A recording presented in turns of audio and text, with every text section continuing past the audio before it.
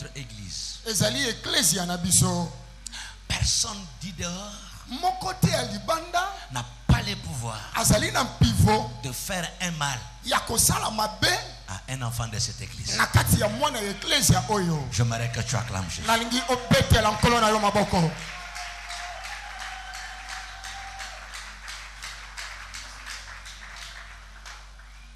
J'aime une seule chose que Élisée parle à Géasi.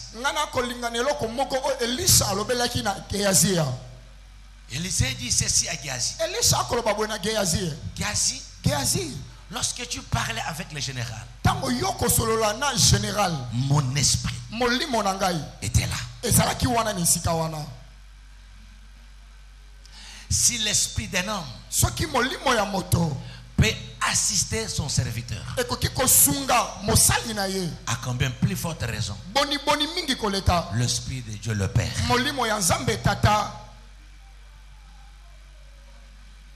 Ce matin, j'ai pris un thème du Saint-Esprit, bien sûr, mais pas de la manière qu'on voulait prêcher ça ce matin. Parce qu'il y a une petite modification que Dieu nous a fait dehors. J'aimerais dire à quelqu'un, je te parle sur la promesse du Saint-Esprit. Acclamons Jésus.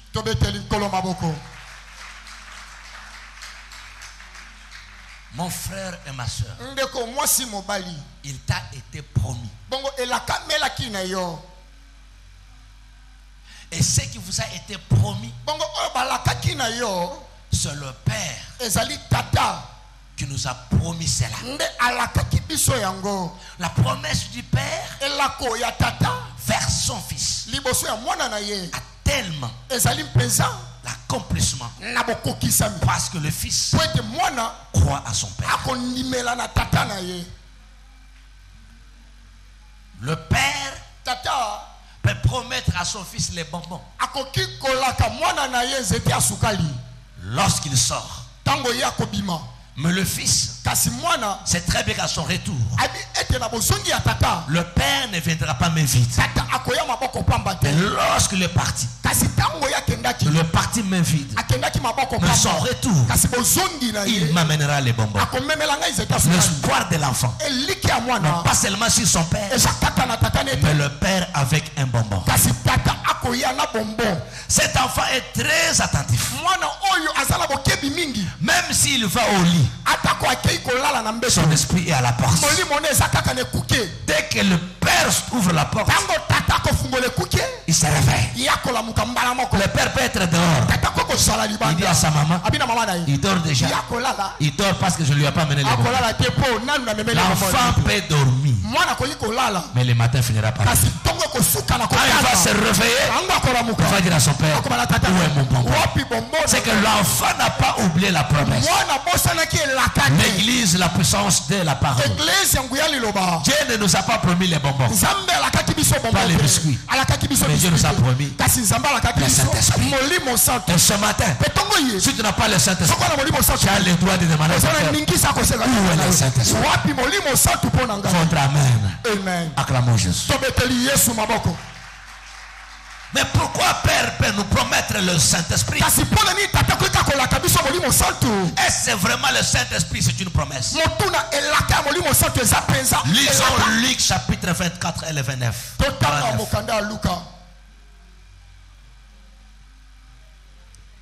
Luc chapitre 24 verset 49. Je lis au nom du Seigneur.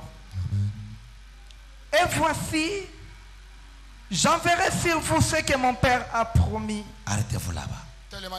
Et voici, j'enverrai sur vous ce que le Père a promis. Qui parle ici? C'est Jésus. Il parle à qui? À nous. Dieu a une promesse qu'il a fait à ces messieurs. Dieu a une promesse qu'il a fait à ces messieurs. Dieu a une promesse qu'il t'a fait. C'est Jésus qui nous dit ceci. La promesse dont l'Éternel vous a promis, si je vais disparaître devant vous, ce n'est pas parce que j'ai l'envie de disparaître. Ma disparition, c'est pour que je puisse vous ramener ce que le Père a promis. Acclame Jésus. Il a promis quoi, mon frère? Mais vous, restez dans la ville jusqu'à ce que vous soyez revêtus de la puissance d'en haut. Ok. Tu peux te mettre là. Si le Père promet, c'est lui qui en a promis la chose, doit avoir l'esprit d'attendre la chose qu'on l'a promis. Est-ce que nous ce soir, nous devons encore attendre? Parce qu'on n'attend pas la chose qui est déjà là. On attend que la chose qui n'est pas encore. Mais ce qui est déjà là, on l'attend pas, on la vive.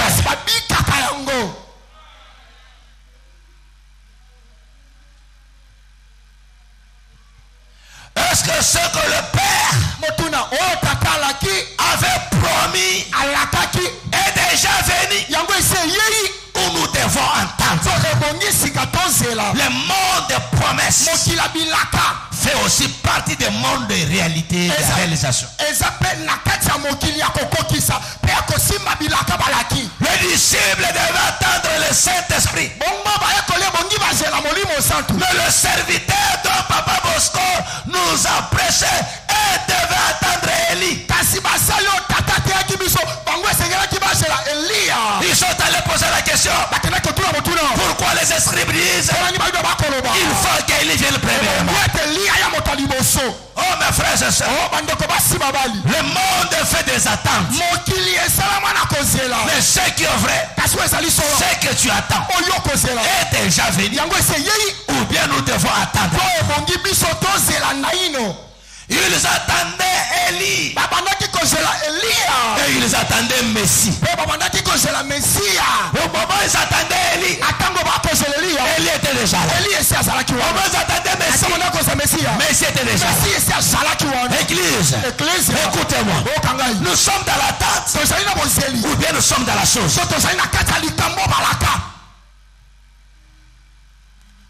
Jésus les a répondu. Élie est déjà venu. Ils l'ont traité comme ils l'ont voulu. Et la Bible dit, les disciples ont compris. Ils parlaient de Jean-Baptiste.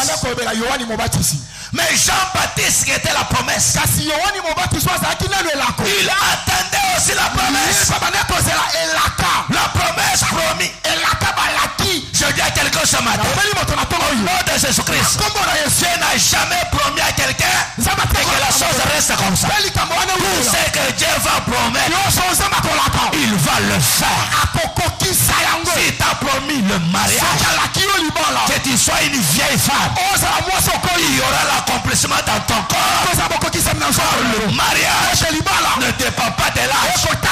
Le mariage, c'est l'homme et la femme qui se marient. Ce n'est pas l'âge. Est-ce que je parle à quelqu'un? J'aimerais d'abord que tu acclames ton Dieu. S'il t'a promis la victoire, qu'il soit Goliath, qu'il ne soit pas Goliath, mais s'il a face de toi, tu vas le battre. Parce que Dieu t'a promis la victoire. Dieu n'a pas la forme de taille de ton ennemi. Mais Dieu a besoin d'accomplir sa parole. Si sa parole est la victoire, tu auras la victoire. Ils ont entendu Jean-Baptiste. Il était déjà là. Ils ne le savaient pas. C'est lui Élie. Parce que la forme de Jean-Baptiste n'était pas la forme Élie. En réalité, dans l'homme, Ce n'est pas son corps, mais c'est son esprit. L'esprit d'Élie était dans Jean-Baptiste.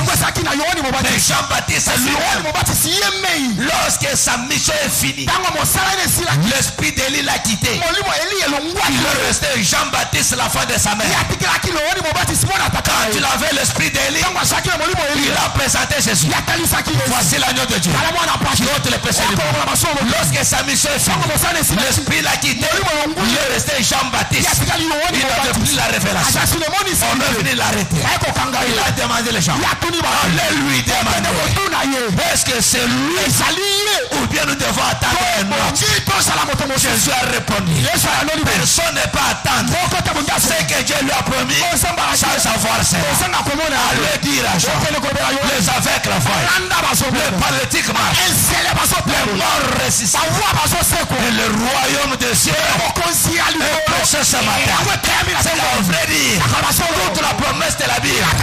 Le Messie, Élie est déjà consommé. Et ce matin, Jésus dit ceci, je m'en vais et je vous enverrai le Saint-Esprit. Reste à savoir, il est déjà venu ou bien nous devons attendre. Prenons le livre des Actes des Apôtres chapitre 10. Je crois son premier verset. On peut acclamer Jésus dans toutes choses.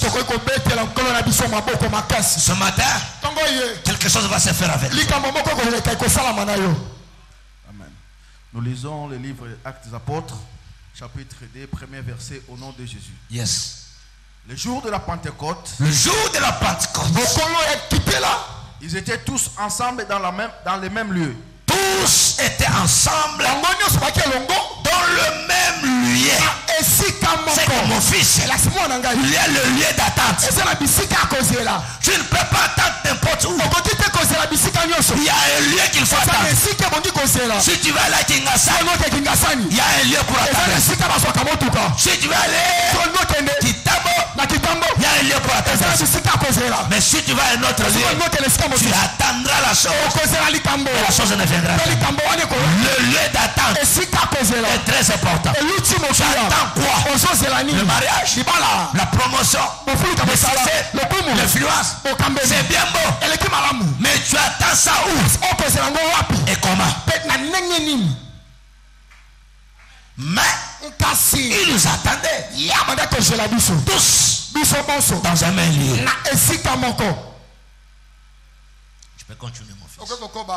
Tout à coup, il vient du ciel un bruit comme celui d'un vent impétueux. Tout à coup, à leur entente, je dis à quelqu'un ce matin, tout à coup, tu sentiras un bruit. Le bruit de la guérison, le bruit du mariage, le bruit de la promotion, le bruit de l'élévation, le bruit de la percée, le bruit de la stabilité. Je ne prêche pas un diamant. Je prêche un Dieu qui promet et qui demande à la personne promise d'attendre un lieu qu'il a choisi. Dès qu'il est là, un bruit va se manifester. Un bruit dans ton village, un bruit dans ton pays, un bruit partout. Regardez ce bruit. Les gens étaient dans leur maison. Le téléphone a sonné. On vient de leur dire Mukenga est nommé ministre. C'est un bruit qui vient d'en haut. Alléluia. Est-ce que je peux prêcher ce matin? J'ai tellement la colère parce que une révélation est venue. Matongé nous appartient. Nous l'avons eu dans la main de Bosso. Je ne l'ai pas appelé pour rien. C'était la passation du pouvoir. La chose, si tu peux en avoir, tu peux en avoir que dans la main de celui qui a ça. Tu ne peux pas en avoir ailleurs. Matongé m'appartient. Donne-moi quelques mois. Je veux bouger Matongé. Je l'ai eu dans la main de Bosco. Il n'y a pas de dette à Seule dette que j'avais, Jésus a payé ça à la croix. Quelle est la dette? La preuve en est quelqu'un a sorti l'argent pour lui donner. La dette 1500. Nous voici. Il a refusé. C'est que ce n'est pas la dette d'argent, c'est une dette spirituelle. Je dis à quelqu'un ce matin, s'il y a quelqu'un qui vous a retenu sur son plan spirituel, l'onction de ce matin va détruire la bouteille dans le sorcellerie. Toi tu vas sortir ce matin. Lorsque la parole est prêchée, les paralytiques marchent sur ma face. Lorsque Jésus a prêché, les aveugles ont vu. Lorsque Jésus a prêché, Lazare est sorti de la tombe. Lorsque Jésus a prêché, il a donné son pouvoir à Pierre, Tabitha à Dorcas, est ressuscité. Il est le même hier, aujourd'hui, éternellement. Ce matin, j'ai le pouvoir de t'enlever dans l'esclavagisme familial. Car l'onction brise les choses. Si tu as la tête de quelqu'un, tu lui viens le matin, même si c'est 1 million, nous allons le battre. On va le payer petit à petit. Mais s'il vient la nuit ne lui appartient pas. Le visible ne lui appartient pas. La nuit, il vient attaquer notre esprit. Tout à coup, il y a un bruit. Je parle au nom de Jésus-Christ. Le bruit de la puissance de la parole commence, maman. Parce que le Saint-Esprit nous a été donné.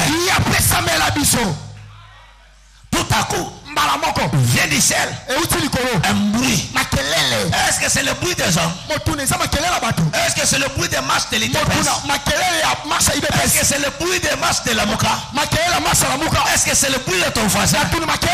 C'est le bruit du ciel. Le ciel fait un bruit. Il y a une définition là-dedans. Mais les hommes font un bruit. Il n'y a pas le sens des choses.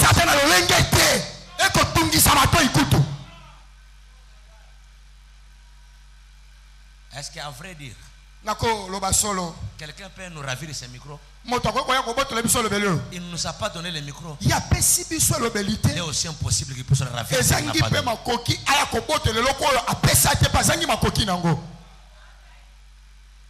Papa, parle. Un bruit. Et il remplit toute la maison où ils étaient assis. Et là où ils étaient, le bruit du ciel est venu remplir toute la maison.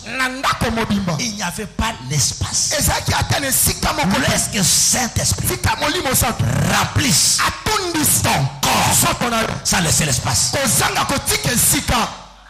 Dans cette maison-là, on ne vous dira jamais. Au coin ici, il avait laissé quelque chose. Toute la maison était remplie. Je vous pose la question. Là où l'esprit est rempli, quel est l'esprit qui viendrait demeurer là-bas?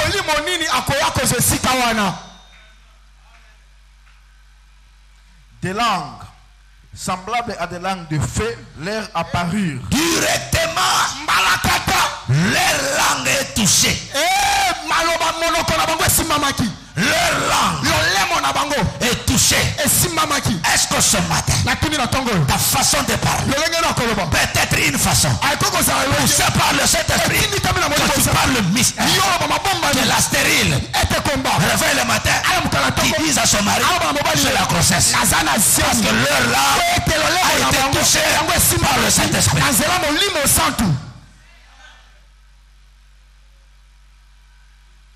Est-ce que ce matin, un chômeur peut dire à sa femme, rendons grâce à notre Dieu parce qu'il m'a donné un travail? Parce que le bruit du ciel est venu remplir son cœur.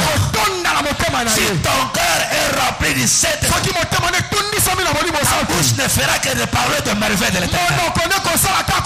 Je dis à quelqu'un ce matin que le Saint-Esprit te donne la maison à travers ta bouche. Que le Saint-Esprit te donne le mariage à travers ta bouche. Que le Saint-Esprit t'accorde la victoire à travers ta bouche. Ne prêche pas l'évangile pour satisfaire les corps. Et c'est la nourriture de l'esprit. Lorsque ce matin, que ton esprit soit fort, qu'il possède le matin, qu'il possède à midi, qu'il possède le soir. Personne ne peut nous enlever ici par sa volonté. Je te l'ai dit, je te le prophétise, mon fils. Même si je meurs, tu vas me pleurer parce que le Père est mort. Mais l'esprit ne meurt pas. Ça dépendrait même de la manière que tu viendras voir les cadavres. Mon esprit sortira, entrera en toi. Si ma mission n'est pas finie. Si l'esprit de l'être en train Jean-Baptiste, c'est que ce matin, si je n'ai pas achevé ma mission, on me tire à bout portant, mon esprit ne va plus y retourner. Parce que je vais finir ma mission. Le corps n'a jamais fini la mission. Mais c'est l'esprit qui finit la mission. Je ne perds de rien. Je rigole aux sorciers. Sorciers, la Bible me dit ceci. Ne craignez pas celui qui peut tuer ton corps.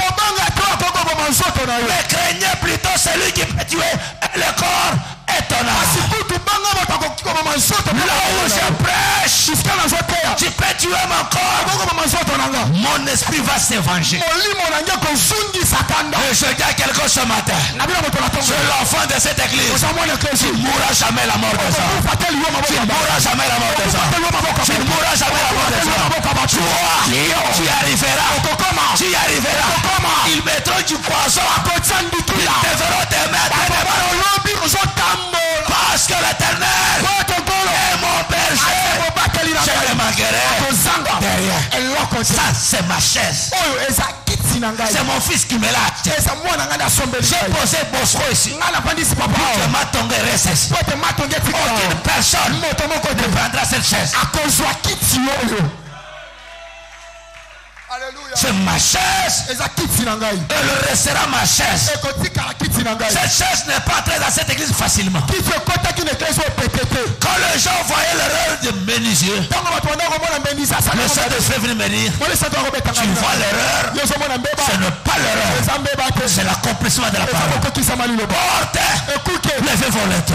Que le roi de gloire fasse son entrée. Et la porte de l'église a été élevée ces jours-là. Pour que ces choses ici, c'est que la place est petite, la vision est grande. Je te le dis au nom de Jésus. Sois le fils dans cette maison. Je vais contredire beaucoup de sorciers. Tous étaient remplis. Leur langage a changé les choses. Tu peux te mettre.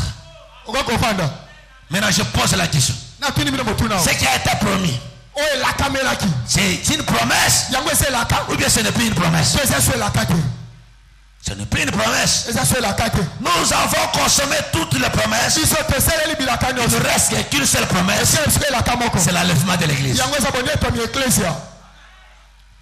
Jésus nous a été promis comme Messie. Il est venu dans les corps. Et lui nous a promis, il a été promis. Avant que le Messie arrive, il faut qu'Élie vienne premier. Lui est venu.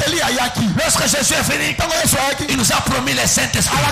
Le Saint-Esprit est venu le jour du Pentecôte. Maintenant, qu'est-ce qui nous reste? Ce qui nous reste maintenant, c'est Joël. Chapitre 2. Acclamons Jésus. Votre façon d'acclamer. Votre façon d'acclamer. Votre façon d'acclamer.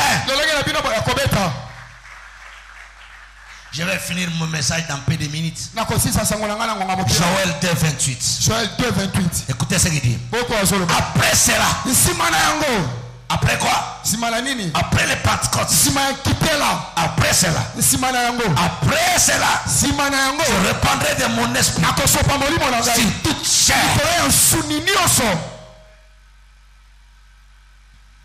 Lorsque Pierre est sorti, il a prophétisé la prophétie de Joël.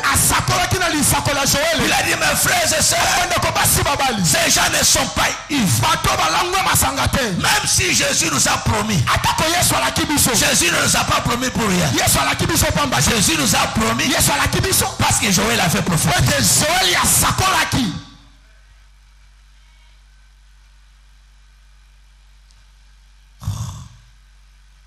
Vos fils et vos filles prophétiseront.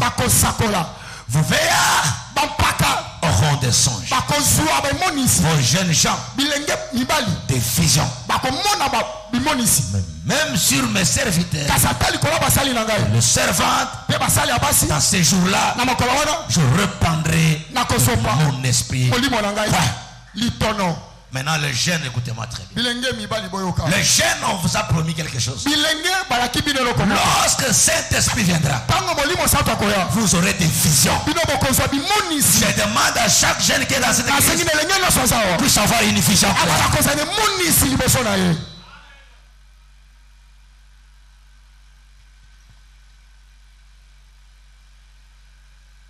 Alors, maintenant l'église doit vivre cette dimension de Joël.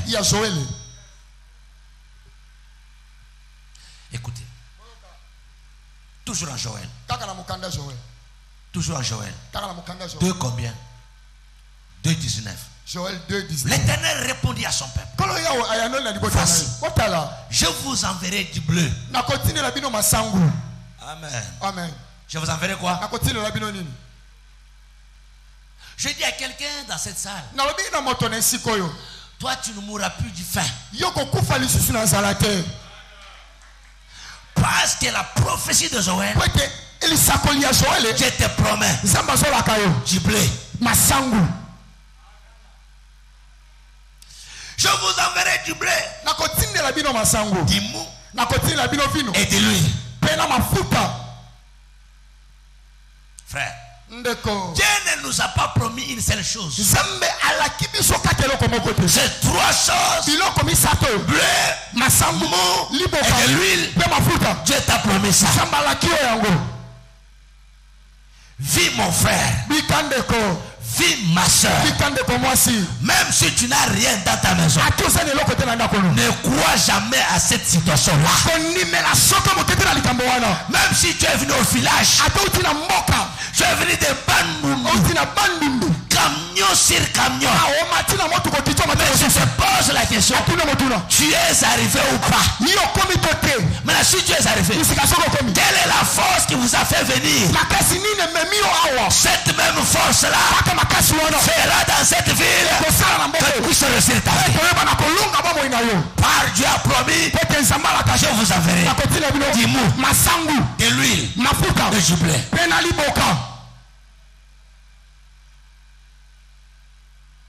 Acclamons Jésus. Acclamons Jésus. Nous nous réveillons le matin. Il y a un blocage devant nous. Est-ce que c'est lui qui bloque les corps? Peut bloquer le Saint-Esprit. Dieu a pris la forme du Saint-Esprit pour que tu ne sois plus bloqué.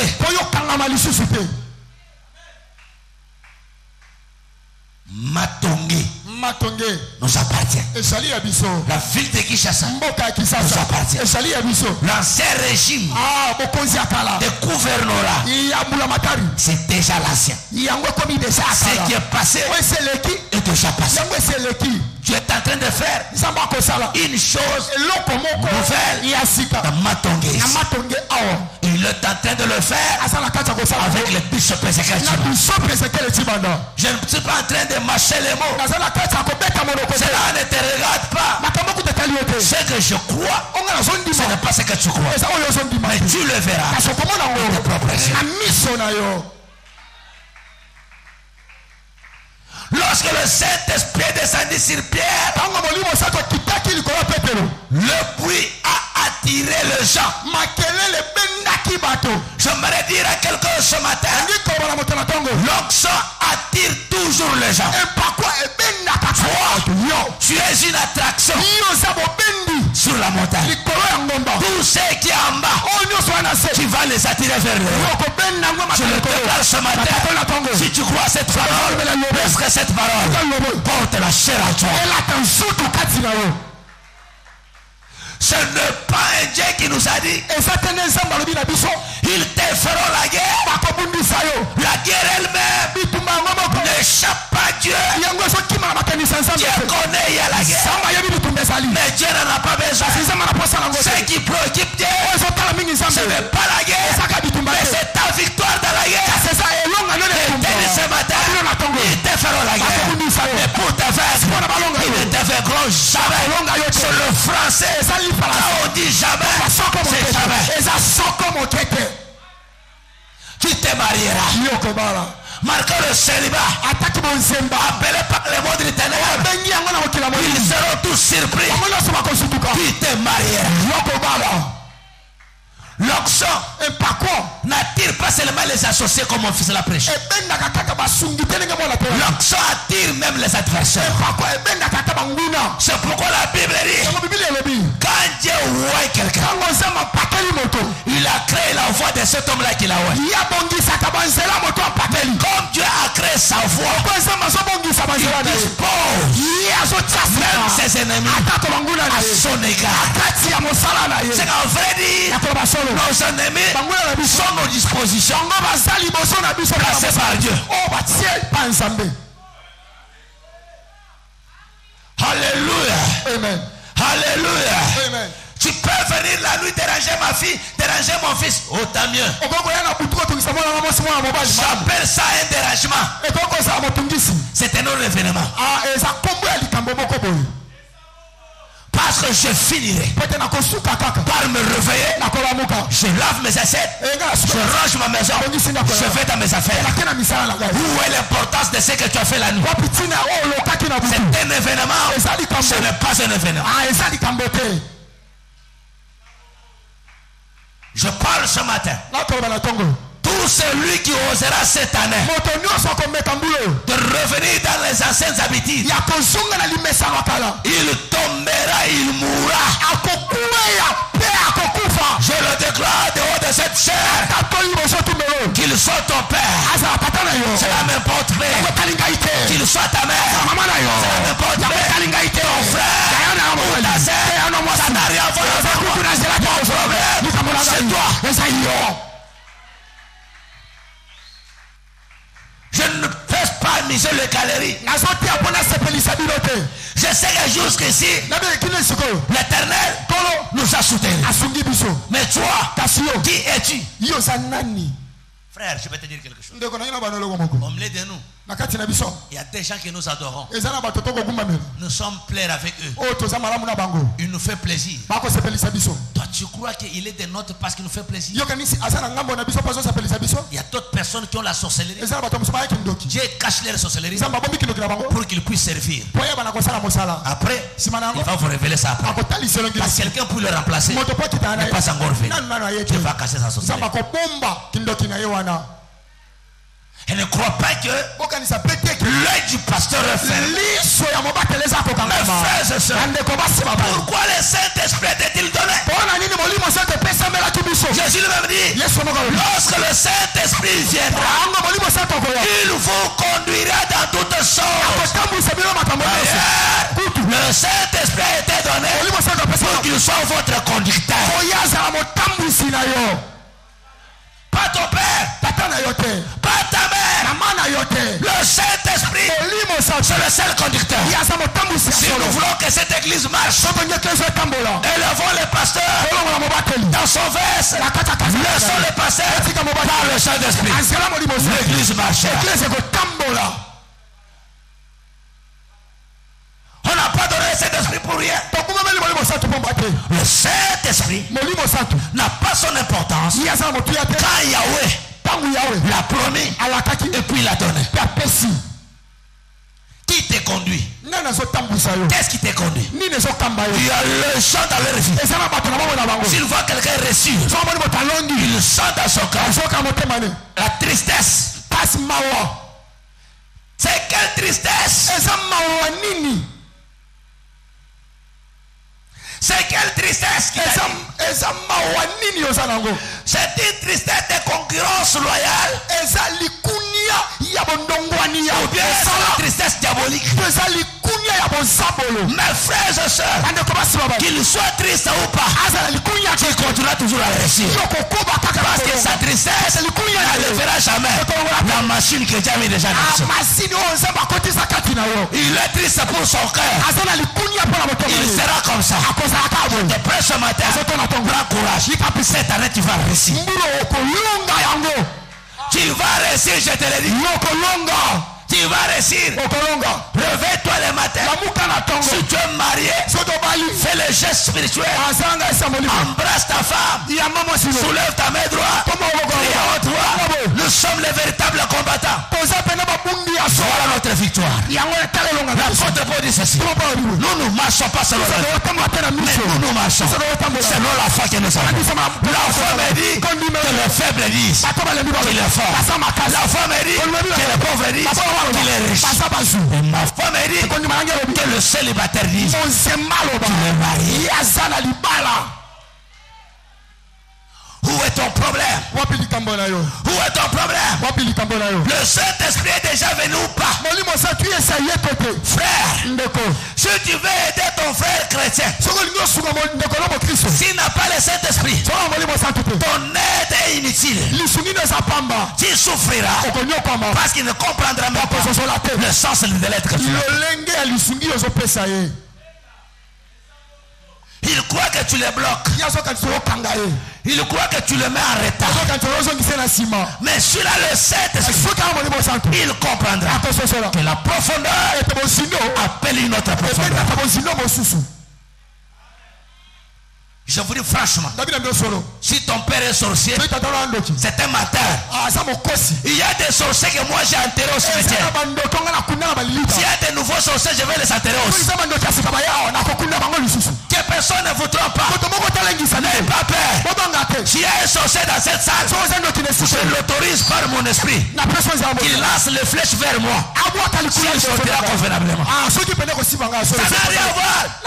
Tu sortiras un vainqueur de ta famille. D'ailleurs, j'ouvre ma bouche pour dire ceci. J'autorise l'esprit de la mort d'aller dans votre famille, toucher tout celui qui combat ta famille. Tu n'es pas venu ici pour nous espionner. Tu es venu ici pour prier. Si tu es venu pour nous espionner, le Dieu de Chibanda va fermer la porte là. Le malheur tapera sur le chemin. Ce matin, les enfants de cette église ont droit de progresser. Ils vont progresser jusqu'à la fin de leur progression. Si ton mariage est à la sorcellerie, je m'en vais maintenant dans la sorcellerie. Avec la parole que je te prête, je regarde à celui qui a bloqué ton mariage. Que la gloire du Seigneur soit sur vous maintenant. L'instant où je parle, je te dis au nom de Jésus, tu ne sortiras pas comme tu es attriste. Nous sommes l'église charismatique. Parce que le Saint-Esprit a été sur nous. Tu ne peux pas commencer à prier Dieu. On bloque ton argent. On bloque ton mariage. On bloque la promotion. On bloque tout. Où est l'importance du Saint-Esprit? Il a dit, je vous enverrai du blé. Je vous enverrai du mou. Et puis je vous enverrai. Mes frères et sœurs. Mes frères et sœurs. Écoutez-moi très bien. Il dit ceci. Voici, je vous enverrai du blé, du mou, de l'huile, et vous serez rassasiés. Et vous serez rassasiés. C'est que Dieu est en train de finir votre fin. Je le déclare ce matin au nom de Jésus. Que ta maison soit bénie. Vis comme tu ne l'as jamais vu. Vis comme un petit roi dans le royaume. C'est que la façon de se ressagir, c'est une préoccupation de Dieu.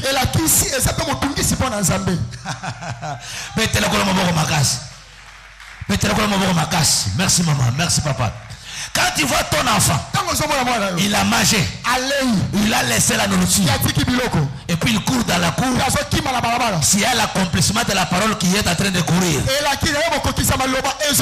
ce n'est pas ton enfant. Cet enfant-là est la parole qui court dans votre parcelle. Parce que la parole a dit, vous allez vous rassasier. Si elle est à rassasier, c'est qu'il est défini la parole.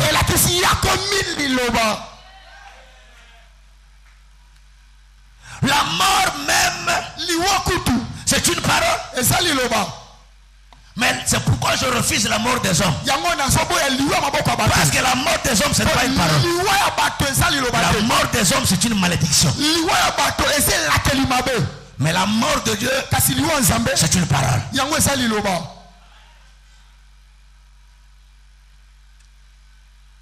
Je te dis ceci. La Bible dit, c'est ressassi. Il y a la fin de plusieurs choses. Quelqu'un qui est dans ces salles, il a toujours la faim. La fin de manger, la fin de s'habiller, la fin de voyager, la fin de faire ceci, la fin de faire ceci. Mais Dieu dit ceci. Les trois choses que je vais vous envoyer, quand vous allez prendre ces choses, vous n'aurez jamais la faim. Au contraire, vous allez vous ressasser. Tu peux acclamer cette parole.